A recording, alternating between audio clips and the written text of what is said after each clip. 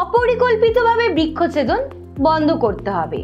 আসলে যখন কোনো অঞ্চলে গাছ কাটা হবে, সাধারণত যেন বিজ্ঞানসম্মত পদ্ধতিতে পরিকল্পনা করে নেওয়া হয় কোন অঞ্চলের গাছ কাটা হবে এবং ওই গাছগুলো কেন কাটা হবে, সেই গাছগুলোকে চিহ্নিত করে নিয়ে তবেই তাদেরকে নির্দিষ্ট করে কাটা প্রয়োজন।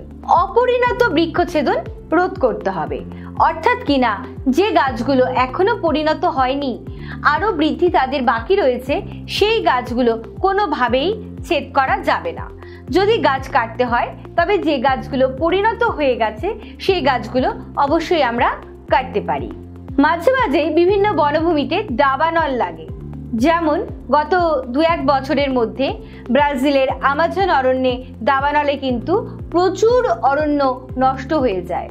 এই দাবানল রোধ করার জন্য বনাঞ্চলে যাতে কোনো শুকনো পাতা না থাকে এবং গাছগুলির মধ্যে যাতে ফাঁকা ফাঁকা ভাবে কিছুটা স্পেস থাকে সেদিকে লক্ষ্য রাখতে হবে, কিংবা একজন পর্যবেক্ষক নিয়োগ করতে হবে যাতে কোনোভাবেই অরণ্যের দাবানল না লাগে বা লাগলেও তা ছড়িয়ে না পড়তে পারে।